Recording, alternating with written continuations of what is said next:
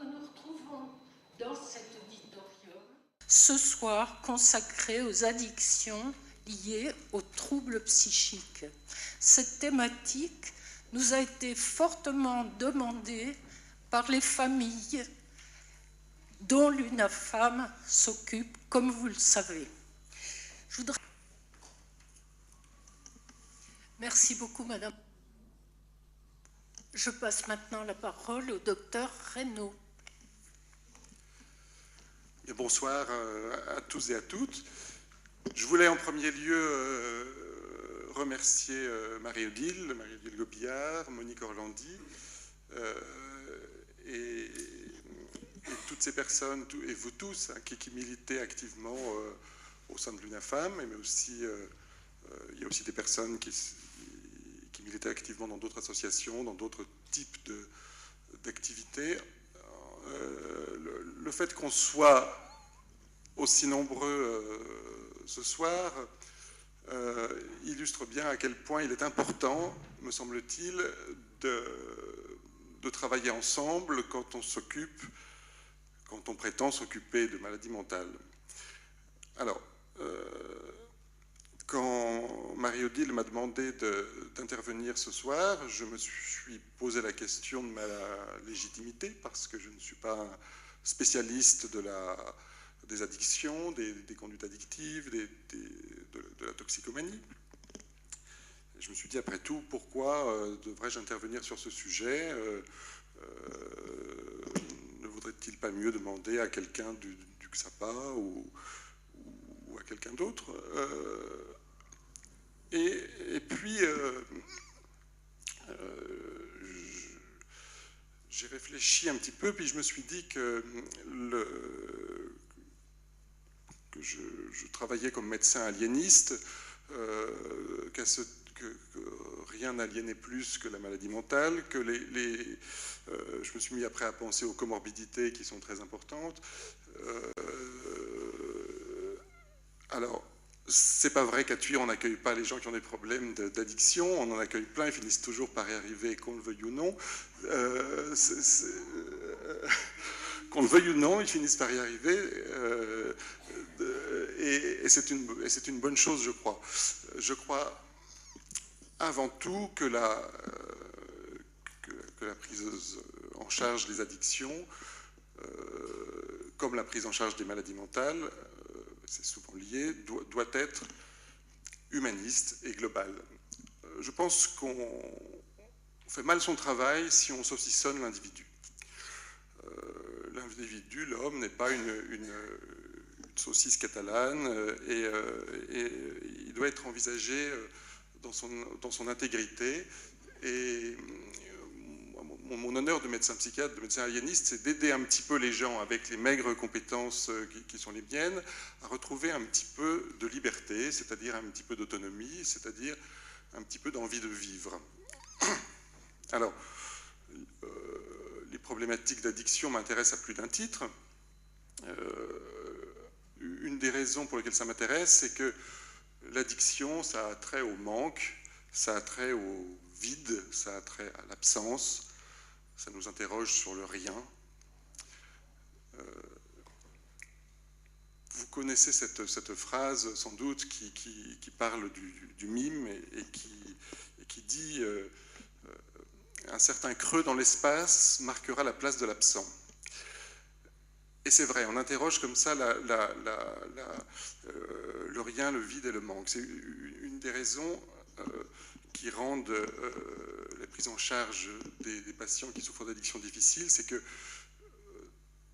comme disait mon maître Philippe Jamet, le recours au toxique est souvent un acte anti-pensée, c'est-à-dire quand il est trop douloureux de penser, quand il est trop difficile et quand la souffrance submerge les capacités cognitives, le recours au toxique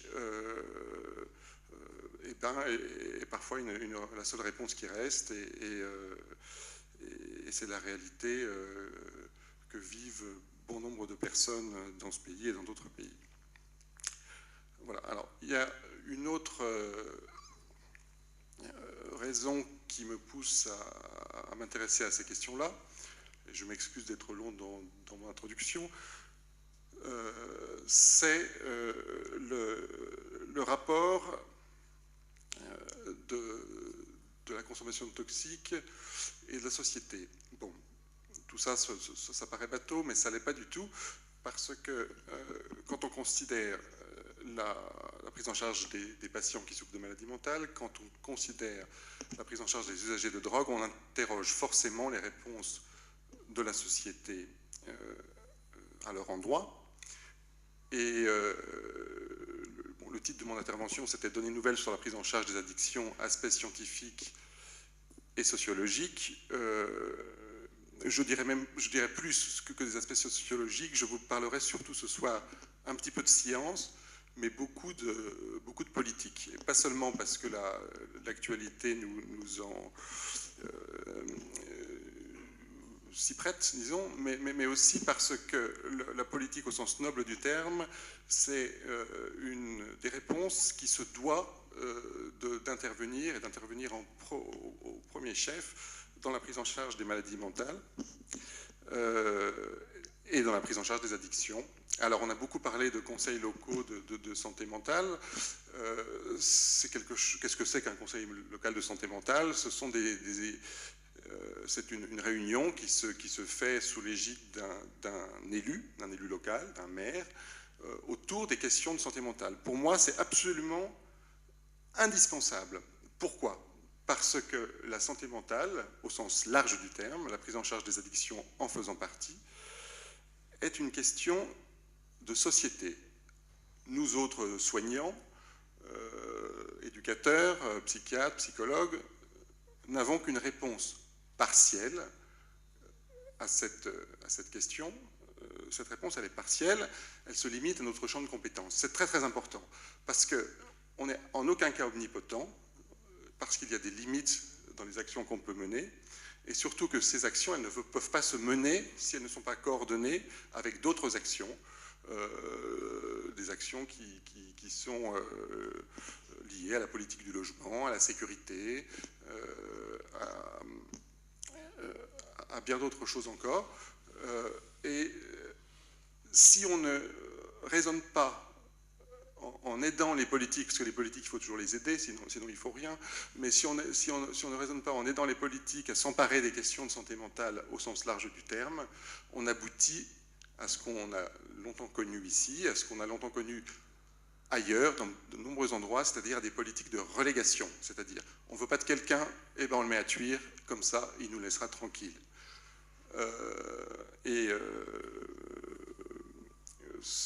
Ça s'appelle l'asile. Ça s'appelle l'asile, mais il faut sortir de l'asile, il faut savoir en sortir. Parce que vous mettez 30 lits, les 30 lits seront toujours pleins de psychotiques, de patients souffrant d'addiction, ils sont toujours pleins. Mais pour les faire sortir, c'est une autre question. C'est pour ça qu'il est très très important de développer des unités de soins de proximité. J'ai entendu le mot équipe mobile aussi, c'est très très très important, et j'espère que mon directeur qui est ici m'entendra, mais il faut absolument développer les équipes mobiles, parce que sinon on ne s'en sortira pas.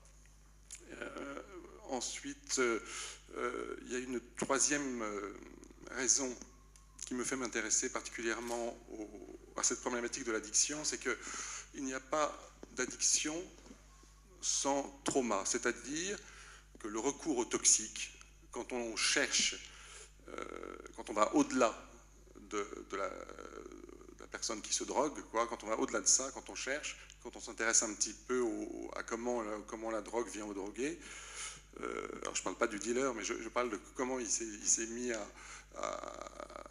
se droguer, eh bien, on trouve toujours des problématiques de deuil non résolues, des problématiques de maltraitance, toujours. C'est quand on les cherche, on les trouve, toujours. Pour l'alcoolisme, c'est pareil. Quelqu'un qui boit, on dit il boit pour oublier. Mais pour oublier quoi? Voilà. Voilà, donc c'est pour ça que j'ai pour objectif, je fais de la pub, j'en profite, de monter une unité, enfin de faire un travail d'intérêt général en addictologie ici pour essayer de traiter les aspects traumatiques des addictions au sein de l'hôpital Saint-Jean. Voilà, on verra ça peut-être à partir du mois de septembre. Voilà. Alors, données nouvelles sur la prise en charge des addictions. Bon, c'est un petit peu pompeux comme titre, mais je voudrais vous parler de deux choses. Sur le plan scientifique, je voudrais vous parler un petit peu de cocaïne, un petit peu d'alcool, et après je vous parlerai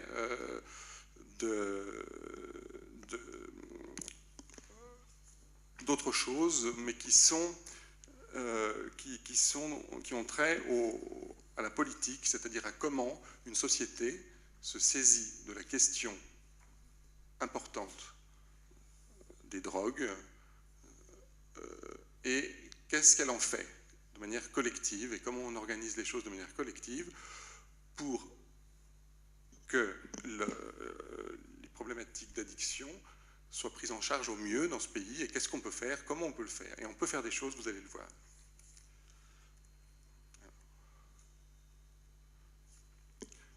Alors, il y a plusieurs choses qu'on va essayer de voir. Donc, j'ai changé un peu le titre, Addiction, politique et science. Il y a la question de la réglementation ou non de la consommation de cannabis. C'est des questions hautement polémiques et c'est pour ça que j'aimerais avoir votre avis là-dessus, parce que c'est hautement polémique. Mais il y a des éléments scientifiques qu'on peut construire sur ces questions de société qui permettent de changer ces représentations. Alors, une question bateau, est-ce qu'on doit réglementer ou non la consommation de cannabis? Je n'ai pas la réponse, j'ai une opinion, vous en avez sûrement une aussi, on verra ça après, c'est très polémique. Autre question polémique, la question des salles de consommation à moindre risque, des politiques de réduction des risques.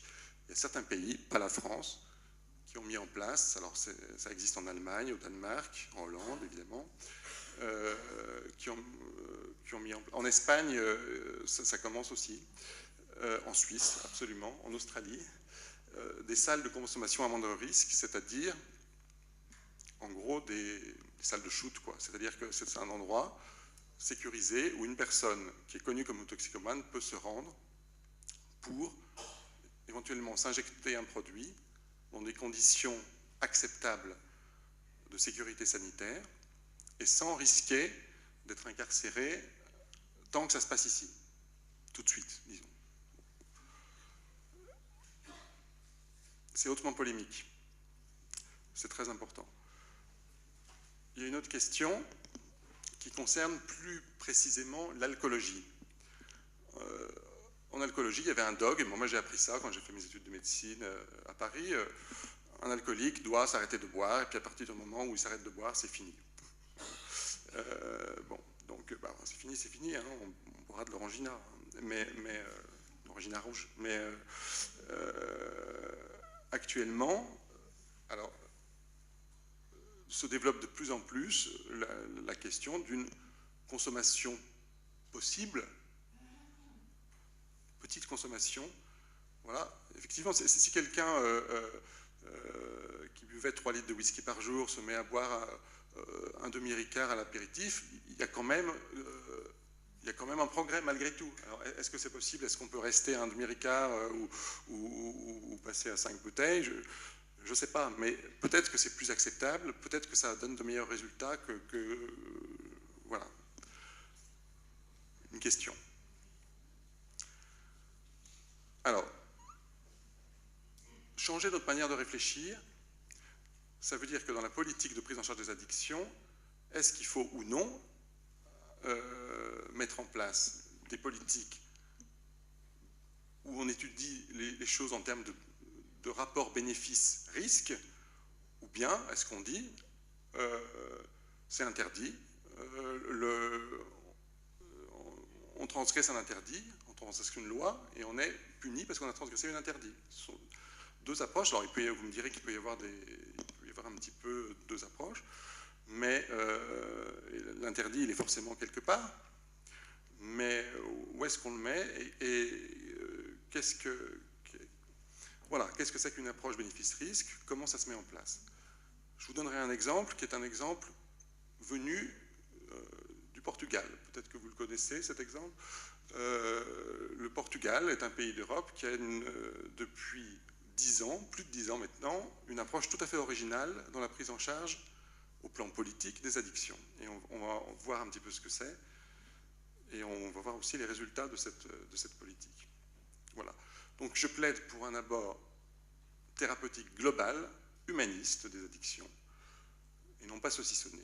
Voilà. Alors est-ce que c'est quelque chose de nouveau? Je ne sais pas. Mais en tout cas, ça mérite d'être interrogé. Alors, on va parler un petit peu de cocaïne, si vous voulez bien. La cocaïne, qu'est-ce que c'est? La cocaïne, là on est un petit peu dans la science dure, mais la cocaïne, c'est une poudre blanche qui est issue du traitement dans des laboratoires secrets en Bolivie de feuilles de coca récoltées dans les Andes, en général, donc en Amérique du Sud.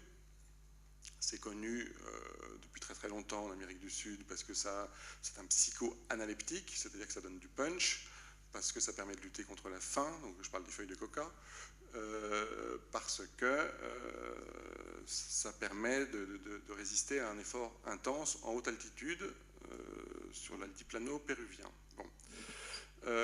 La cocaïne, ça agit comme un booster, donc c'est un psychoanaleptique. Alors, il y a les psychodysleptiques, les psychoanaleptiques et les psycholeptiques. Psychoanaleptique, ça veut dire que ça donne du punch. Neuroleptique, c'est un médicament qui calme. Là, c'est le contraire. C'est-à-dire qu'au lieu de fonctionner à 220 volts, on fonctionne à 380. Alors, souvent, c'est bien. Hein. Moi, j'ai souvent des patients qui me disent « Mais docteur, mais donnez-moi enfin un médicament qui donne du punch !» je dis « Ben oui, mais bon, et ils ne sont pas contents en général après. » Alors,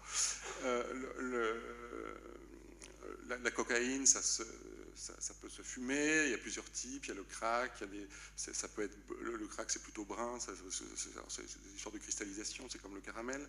Il y a le cristal qui est un dérivé aussi. Bon, tout le monde connaît ça, c'est pas très nouveau, ça agit en tout cas en boostant les circuits de la dopamine, les circuits du plaisir, et tout cela est très agréable, sauf que ça donne des troubles du comportement majeurs, sauf qu'à l'issue de la prise, on a souvent des effets dépressifs qui sont eux aussi majeurs, avec éventuellement des suicides à la clé, et sauf que à force d'en prendre, on finit par se griller les neurones, et que c'est comme un fusible qui pète, et qu'après, ça donne des troubles cognitifs qui eux aussi peuvent être majeurs. C'est un enjeu de société important, parce que sa consommation s'est démocratisée, parce qu'on en trouve pas mal, et parce que ça donne ça donne aussi des troubles somatiques, des nécroses de la cloison nasale. Vous avez tous vu des films avec des mafieux qui ont des cloisons nasales en argent, etc. Enfin, mais ça arrive aussi, ça arrive pas que chez les autres, c'est sûr. Et puis, voilà. Donc, est-ce qu'il y a des choses nouvelles sur un angle, si on prend un angle pharmacologique, est-ce qu'il y a des médicaments pour soigner l'addiction à la cocaïne? Alors, il y a des choses nouvelles. Il n'y a pas de médicaments miracles, mais il y a des choses nouvelles. Il y a plusieurs types de médicaments. Il y a d'autre part, il y a en premier lieu des agonistes dopaminergiques, qui sont des médicaments qui agissent en compétition avec la cocaïne sur les voies dopaminergiques, c'est-à-dire sur les circuits du plaisir. Ces médicaments, il y a les nouveaux qui sont utilisés dans des essais. Alors là, c'est pas l'INSERM, c'est une étude, c'est une méta-analyse qui a été faite par un laboratoire de recherche qui est à Houston, au Texas. L'avantage du Texas, c'est que c'est un pays frontalier, un petit peu comme les Pyrénées-Orientales, avec un pays hispanophone, un petit peu comme les Pyrénées-Orientales, et avec beaucoup de trafic de drogue aussi à la frontière, un petit peu comme les Pyrénées-Orientales. Alors, ces médicaments, quels sont-ils? Il y a donc d'autres drogues, il y a la déamphétamine, donc il y a certaines études qui montrent que si on donne de la déamphétamine à quelqu'un qui prend de la cocaïne, ben, il a moins d'appétence, moins de craving pour la cocaïne. Bon, c'est bien, sauf que s'il devient addict à la déamphétamine, ça ne nous arrange pas beaucoup. Bon, des études en cours. Tout ce que je vous raconte là, ce sont des études qui sont encore... alors certaines sont des études de stade 2, donc chez l'animal, d'autres de stade 3 chez l'homme. Mais il n'y a rien d'officiel encore. Ce sont des choses qui vont peut-être arriver si ça arrive au bout, si ça s'avère être intéressant. Une deuxième de ces drogues, c'est le modafinil. Le modafinil, c'est un produit qu'on donne chez les gens qui s'endorment tout le temps, qui ont des troubles de l'éveil, c'est-à-dire il y a une maladie qui s'appelle la narcolepsie, qui est une maladie orpheline, qui fait que, par exemple, là je suis en train de vous parler, puis tout d'un coup je pique du nez, puis je m'endors. Ça fout mal, hein, mais ça existe, ça s'appelle la narcolepsie, et les gens, pour se soigner de ça, prennent un médicament qui stimule l'éveil, qui s'appelle le modafinil. Et donc le modafinil agit sur les voies dopaminergiques en compétition avec la cocaïne. C'est moins toxique que la cocaïne et ça donnerait quelques effets positifs sur l'addiction à la cocaïne, qui donne surtout une très très grande dépendance psychologique, très très forte. Le disulfiram agit aussi sur les circuits du plaisir et est traditionnellement utilisé, c'est un petit peu passé de mode, dans l'addiction à l'alcool, parce qu'il peut générer un effet dit antabuse. Bon, alors il y a quelques études qui montrent que peut-être ça serait intéressant aussi dans les addictions à la cocaïne. Et il y en a un petit, ça fait un petit peu catalogue, hein, mais tant pis, un petit quatrième qui s'appelle le népicastat, et qui est, semble-t-il, prometteur et qui permet lui aussi d'entrer en compétition avec la cocaïne pour les voies dopaminergiques, avec peut-être une efficacité un peu plus grande. Tout cela est en cours d'étude. D'autres types d'agents, des agents sérotoninergiques. Alors la sérotonine, la sérotonine, elle est effondrée dans les états dépressifs, par exemple. Donc on se dit qu'il y a un lien entre les voies dopaminergiques et les voies sérotoninergiques, que peut-être ce serait intéressant d'agir, et peut-être un peu moins dangereux, d'agir sur les voies sérotoninergiques plutôt que sur les voies dopaminergiques. Et pour ça, on s'est intéressé à un produit qui s'appelle l'ibogaïne, qui est un alcaloïde. Alors, un alcaloïde, c'est un produit avec plusieurs cycles qu'on trouve dans des plantes. Et là, pourquoi ibogaïne? Parce que ça vient d'une plante africaine, enfin d'une plante d'Afrique centrale qui s'appelle l'iboga, dont vous avez peut-être entendu parler, et qui est utilisée par des initiés dans des sectes, enfin des gens qui se réunissent autour de cette plante. En fait, c'est une drogue très très puissante, hein, l'ibogaïne. Et donc il y a des sectes très très... Enfin, c'est très, très à la mode de se réunir autour de la consommation de ces substances. Mais bon, là, l'usage serait différent d'un usage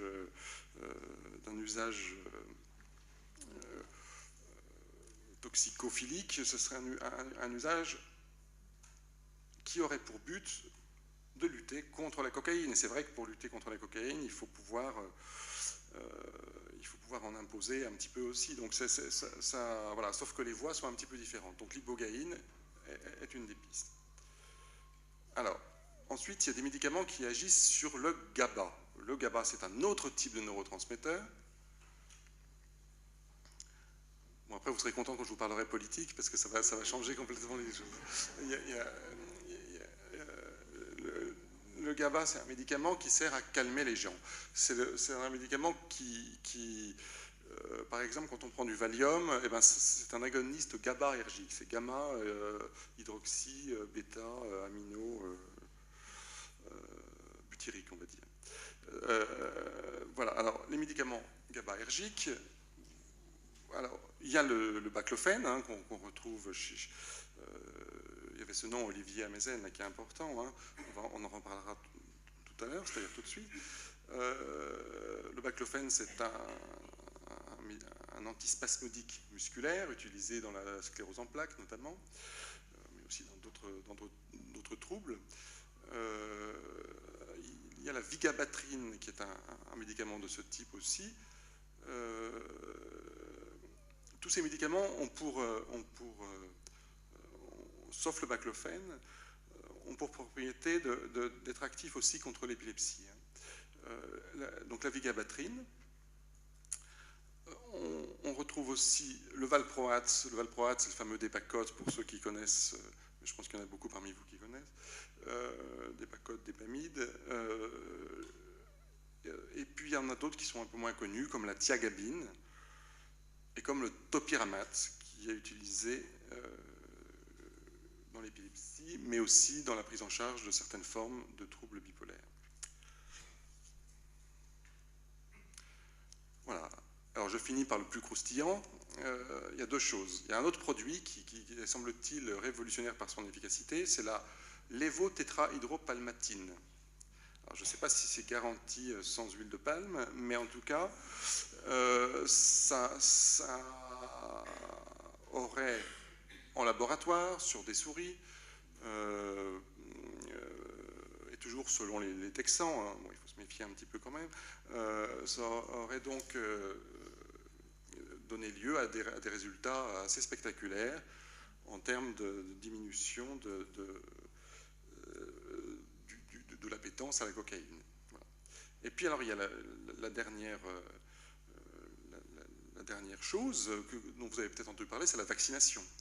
Alors il y a depuis une dizaine d'années déjà des programmes qui s'intéressent à l'immunothérapie dans les problématiques addictives.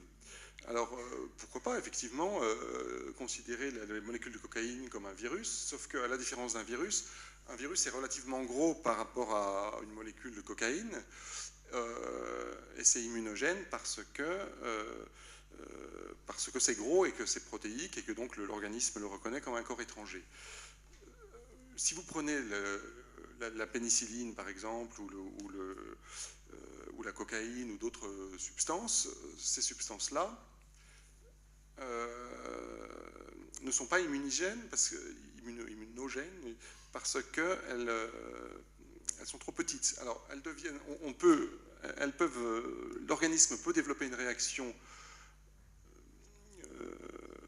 avec ces molécules uniquement si elles se fixent sur des protéines. Voilà. Donc tout le travail des chercheurs a été de trouver un moyen de fixer la molécule de cocaïne sur des protéines de manière à ce que l'organisme puisse reconnaître la cocaïne comme un corps étranger et donc lutter contre la cocaïne en tant que corps étranger. Ça a été utilisé chez les souris, ça a été utilisé très récemment dans des cohortes de sujets humains volontaires, et ça a eu pour effet de diminuer la sensation de plaisir ressentie. Ce qui veut dire que les personnes à qui on donnait ce vaccin ressentaient la cocaïne que leur administrait comme de mauvaise qualité et voilà. Donc les effets étaient moins intenses et moins durables. Donc c'est peut-être une piste à envisager pour l'avenir. Après tout, un vaccin, c'est quelque chose qui... Bon, il faut des rappels de temps en temps, mais c'est quelque chose d'intéressant. Voilà. Alors, voilà pour la cocaïne. Après, je voulais reparler un petit peu de l'alcool et du baclofène. J'ai eu une expérience un petit peu limitée, mais de prescription de baclofène chez des patients dépendants de l'alcool. Ce qu'il faut se dire, c'est que la première chose, et c'est là que vous, en tant que famille, êtes concernés au premier chef, c'est que le premier ennemi, ce qui rend absolument dramatique cette dépendance à l'alcool, c'est la méconnaissance, c'est le déni,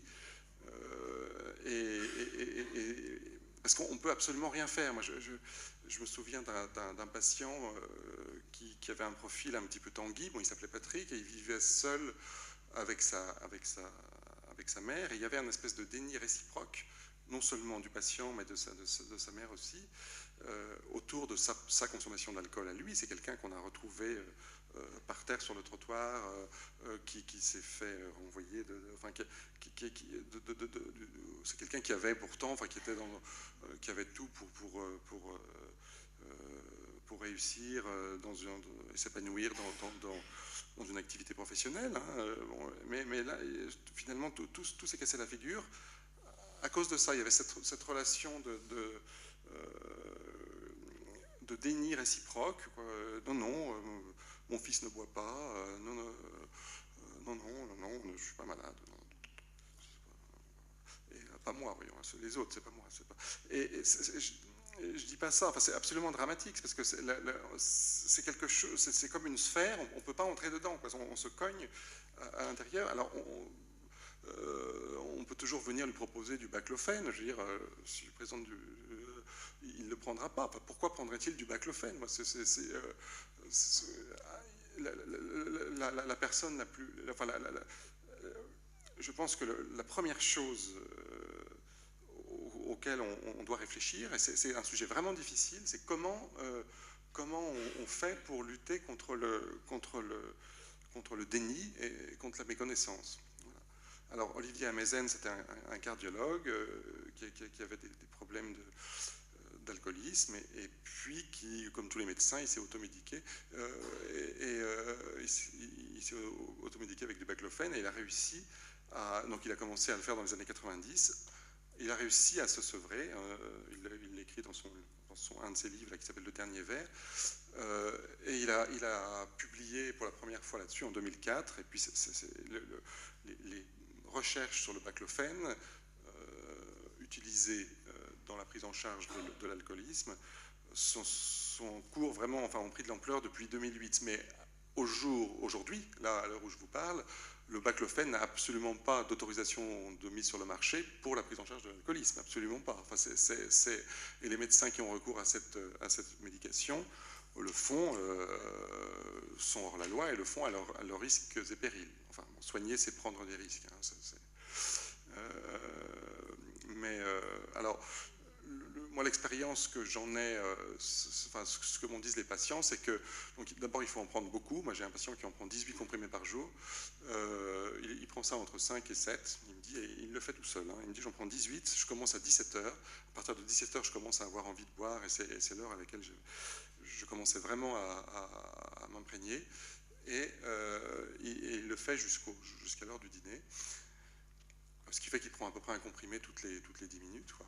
Et il dit que c'est très très particulier, ça vous plonge dans un état où vous ressentez une indifférence ça tue l'envie de prendre de l'alcool, il n'a plus envie. Il dit, moi si je n'en avais pas pris, j'aurais rechuté, c'est sûr, c'est quelque chose de certain, j'aurais rechuté. Alors ça pose certains problèmes, qui est c'est le problème de toutes les thérapeutiques de substitution, c'est-à-dire que comment est-ce que c'est éthique de remplacer une dépendance par une autre? Est-ce que c'est une dépendance? Je ne sais pas si c'est une dépendance. En tout cas, si ça permet d'arrêter l'alcoolisme sans avoir recours aux benzodiazépines, c'est déjà énorme. Hein. Bon. Après, encore faut-il trouver les répondeurs. Encore faut-il aussi convaincre les pouvoirs publics de multiplier les études à ce sujet. Voilà. Pour qu'on puisse vraiment prouver le caractère, enfin, trouver une validation scientifique au recours au baclofène dans cette indication. Donc le dernier vers, voilà. Bon, alors c'est quand même une grande nouveauté. C'est difficile à utiliser parce qu'il ne faut surtout pas l'arrêter d'emblée, sinon on devient très très malade, on peut avoir un syndrome confusion-onirique majeur, enfin c'est dangereux. Hein, donc il faut prévenir les patients de surtout pas l'arrêter comme ça peut vraiment être dangereux, et puis ça a certains inconvénients, c'est fatigant. Voilà. Bon, maintenant je voulais vous parler un petit peu du problème d'économie, de narcoéconomie, et des enjeux que ça représente, parce qu'on ne peut pas aborder la question des addictions sans parler de narcoéconomie. Alors, les circuits, bon, vous en avez tous entendu parler aux informations ou autres. Alors, il y a un circuit bien connu, c'est l'axe, donc ça concerne surtout le cannabis. Donc, le premier producteur mondial de cannabis, c'est le Maroc. La première région productrice au Maroc, c'est le Rif, c'est-à-dire la région nord du Maroc. Donc, un triangle entre des villes comme Al Hoceima, Tanger et puis Chefchaouen. Donc, il y a une tolérance parce que ça participe à l'économie locale, qui fait qu'il y a une production massive qui est faite là-bas et qui est écoulée via l'Espagne, en France, puis dans toute l'Europe. Ce sont les fameux go fast, ce sont des gens qui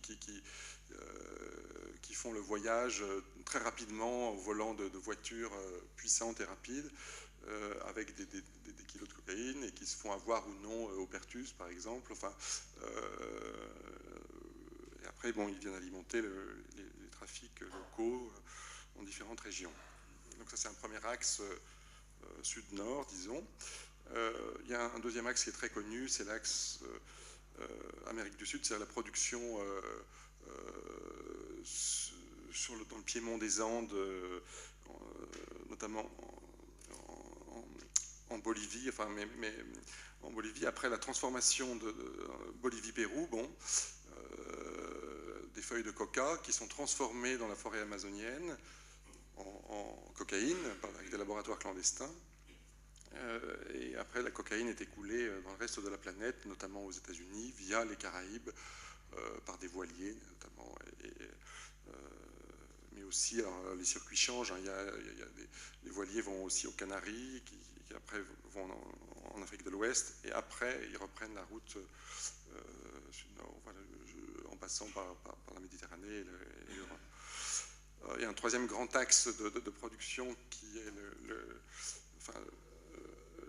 qui concerne plus la production d'opium, d'opiacés, héroïne, avec la culture du pavot en Asie du Sud-Est. On a tous entendu parler du Triangle d'Or, mais aussi en Asie centrale, bon, notamment à une époque en Afghanistan. Il y avait un film qui s'appelait L'opium des talibans, qui montrait... donc il y avait eu un reportage qui montrait la culture du pavot dans la plaine au sud de Kandahar, et puis la manière dont les cultures étaient récupérées par des mafias iraniennes à la frontière afghano-iranienne, et après transférées vers l'ouest. Voilà. Il faut retenir un chiffre, c'est que la narcoéconomie représente, c'est une estimation bien sûr en France, 300 milliards d'euros, c'est-à-dire à peu près un tiers du budget de l'État. C'est quelque chose d'énorme. C'est une estimation, voilà. Alors, il y a une manière, mais là c'est vraiment de la politique, de lutter contre ça. Il y a deux manières de lutter contre ça. Il y a la répression des trafics qui est évidemment nécessaire, qui est utilisée un peu partout. Enfin, on arrête les trafiquants, on remonte les filières, et c'est le boulot de la police. Hein. Et puis, il y a une autre approche qui a été mise en place dans certains pays. C'est très rare. Je voulais vous parler de l'exemple portugais. C'est la mise en place d'une politique de réduction des risques qui implique de maîtriser les circuits de production, maîtriser les circuits de distribution, et surtout mettre en place une politique de soins adaptée qui déculpabilise l'usager de drogue de son addiction et facilite le recours aux soins. On peut en penser ce qu'on veut, c'est extrêmement polémique. Je vais vous parler de l'exemple portugais. Alors, le Portugal, c'est un petit pays de l'Union européenne, un pays plutôt pauvre, qui a mis en place il y a 10 ans, en novembre 2000, une politique de prise en charge des addictions tout à fait originale. On va revenir là-dessus, et cette politique a eu un résultat qu'on peut observer avec un recul de 10 ans. Et le résultat, c'est que ce pays affiche aujourd'hui donc l'une des plus faibles consommations de drogue, y compris le cannabis, de l'Union européenne. Donc voilà. Et alors, qu'est-ce qu'ils ont fait? Au Portugal, ils ont dépénalisé, décriminalisé l'usage de stupéfiants. C'est très différent de ce qui a été fait aux Pays-Bas. Aux Pays-Bas, il y a eu une tolérance qui a été mise en place, qui fait que notamment le cannabis peut être, ou les magic mushrooms, ça peuvent être consommés dans des coffee shops sans qu'il y ait trop d'ennuis, mais ça reste interdit par la loi de consommer des drogues aux Pays-Bas, même s'il y a une tolérance.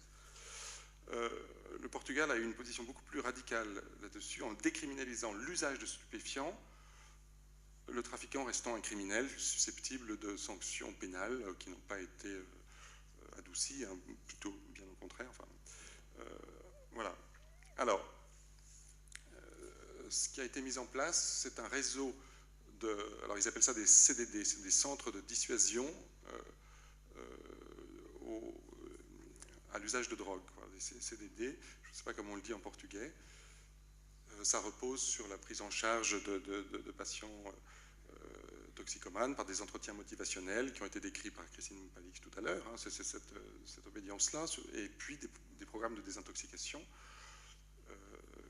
gratuits. Donc,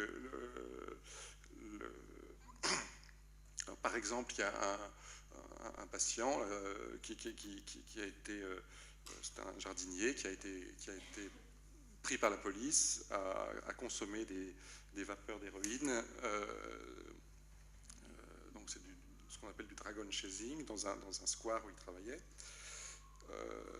Donc c'est quand même une infraction, il peut avoir une contravention, il est quand même arrêté par la police, mais la police l'a conduit dans un CDD, dans un centre de dissuasion, et où il a reçu des soins. Ces soins sont obligatoires, mais ils sont réalisés en dehors de toute emprise légale, sinon l'obligation de soins, et ils peuvent aboutir si le patient est reconnu toxicomane, à des programmes de désintoxication. Alors, ce qui a changé, c'est le regard qu'on a porté sur le consommateur de drogue. C'est assez osé, hein, en en faisant non plus un criminel, mais un malade. Les Portugais disent que le problème n'est pas tant la substance elle-même que la relation à la substance.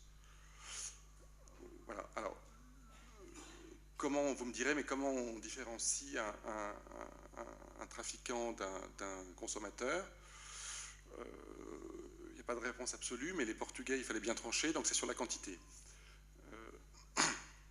Donc, celui qui est pris en possession de plus de 10 jours de consommation, ça représente donc 1 gramme d'héroïne, 2 grammes de cocaïne, 5 grammes de hashish ou 2 grammes de morphine, est considéré a priori comme un trafiquant et donc passible de sanctions pénales, donc d'aller en prison. En deçà, il est considéré comme un usager qui sera dirigé vers une commission de dissuasion, un CDD. Donc il y en a 63 qui ont été mis en place au Portugal. Et le bilan de cette politique, c'est que, donc ça a été analysé, c'est que c'est un succès retentissant, contrairement à tout ce qu'on pouvait attendre. Notamment, il y avait des détracteurs qui disaient mais tous les consommateurs de drogue vont venir au Portugal en avion pour se shooter, etc. C'est pas ce qui a été observé.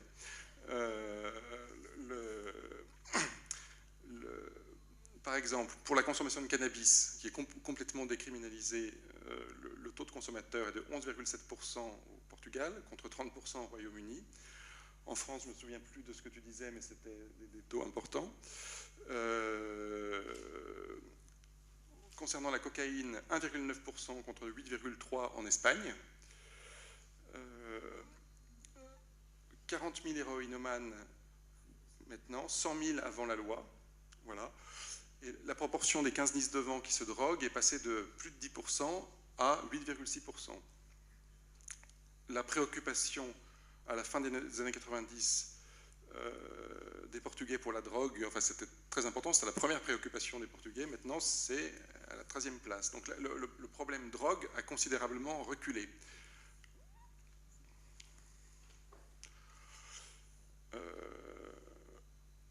voilà, donc c'est ce qu'on appelle une approche bénéfice-risque.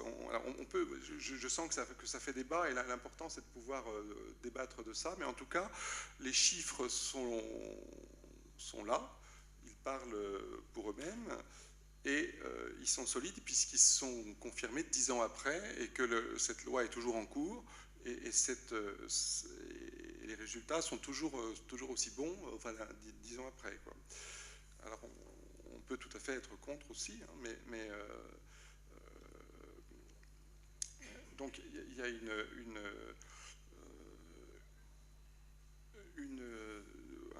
un autre type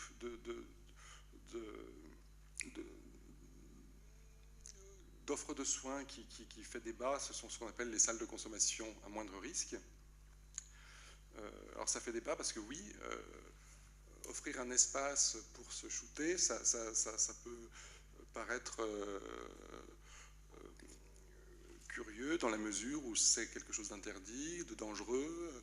Il ne s'agit pas de faire l'apologie de la drogue, bien au contraire, hein, mais il s'agit de réduire les risques. C'est-à-dire que le recours à des salles de consommation permet d'utiliser des seringues propres, donc de limiter le risque de contamination par le sida et par des hépatites, notamment, permet aussi de contrôler plus ou moins la qualité du produit injecté, permet aussi de limiter les risques d'infection, etc., etc. Alors, après, ça ne se fait pas comme ça, hein. C'est sûr qu'il y a des associations de quartiers, des associations de commerçants, des mairies qui se sont opposées, et peut-être à juste titre, à la création de salles de consommation à moindre risque, parce que ça augmentait le nombre d'usagers de drogue dans le quartier, et que ça donnait une mauvaise presse. C'est pas simple, hein. Les choses ne sont pas simples. Et ce qui fait débat aussi, pour l'alcool, c'est la consommation à faible risque. Voilà. Alors, qu'est-ce que ça veut dire? Où est-ce qu'on met le faible risque? Qu'est-ce qu'on tolère, qu'est-ce qu'on ne tolère pas? Certains addictologues vous diront que chez les patients, on en a déjà parlé tout à l'heure, mais chez les patients alcooliques, l'objectif thérapeutique est un arrêt total de la consommation d'alcool et non pas une consommation maîtrisée. Et peut-être à juste titre, moi je ne sais pas. Voilà, donc je voulais un petit peu conclure sur ces interrogations et sur ces perspectives-là, en disant une chose, c'est que la santé mentale est une affaire politique, et que les politiques qu'on met en place pour prendre en charge la santé mentale peuvent avoir un impact très important sur la société, et que vous, famille d'usagers et usagers, vous avez un rôle prépondérant dans la mise en œuvre de ces politiques. Voilà, donc j'arrête là mon intervention, et je pense qu'il y a beaucoup de questions et de débats qui sont à l'ordre du jour maintenant. Merci beaucoup.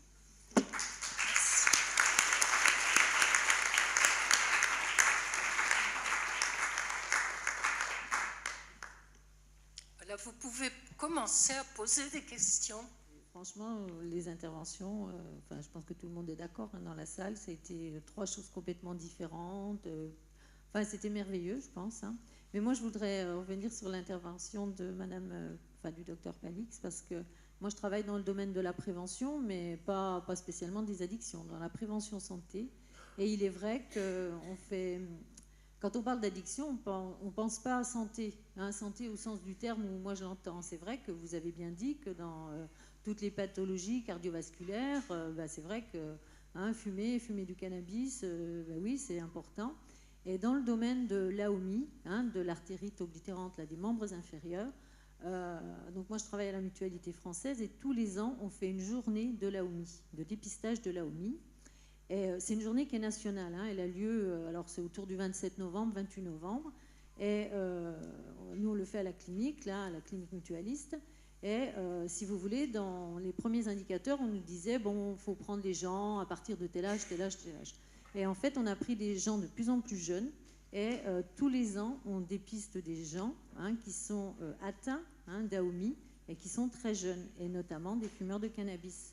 Et dernièrement, enfin, au dernier dépistage qu'on a eu 3 personnes de 28 ans, un garçon et 2 filles, qui étaient atteints d'AOMI, et à qui on a évité certainement un AVC en les envoyant après se faire soigner, mais c'est quelque chose qui est complètement méconnu.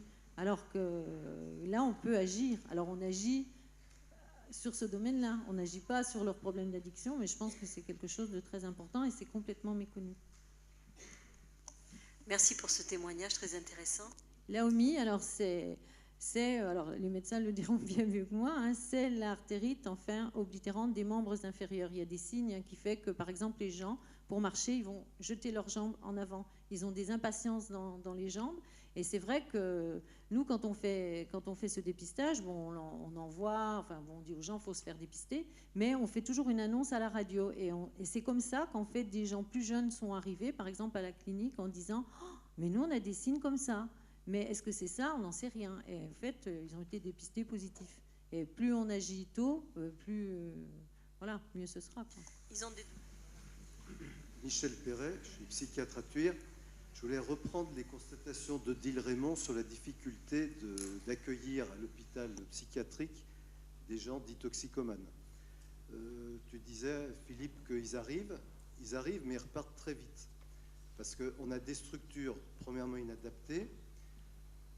Deuxièmement, il y a une intolérance à ces troublions dans nos institutions. Et la troisième chose, c'est qu'on a toujours des règlements intérieurs à leur opposer. Et au bout de moins de 24 heures, en général, ils ont toujours transgressé, donc ils sont renvoyés. Je pense qu'il y a une réelle difficulté pour les institutions à les prendre en charge. Et quand on cumule les problèmes toxicomanie avec des problèmes de schizophrénie, actuellement, je crois qu'on n'a pas de lieu pour les prendre en charge.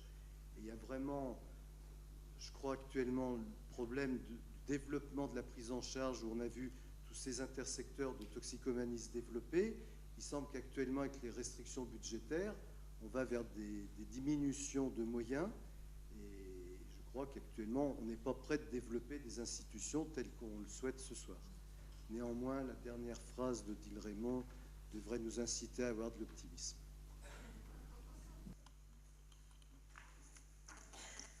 Je crois que nous allons remercier nos 3 intervenants pour ces 3 belles interventions.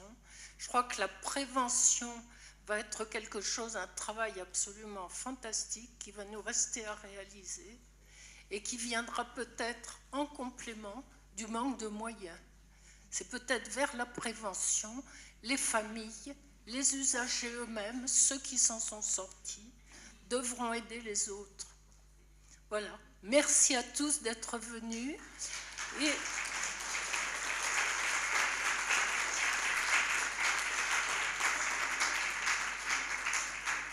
rendez-vous à l'étage inférieur pour un petit buffet.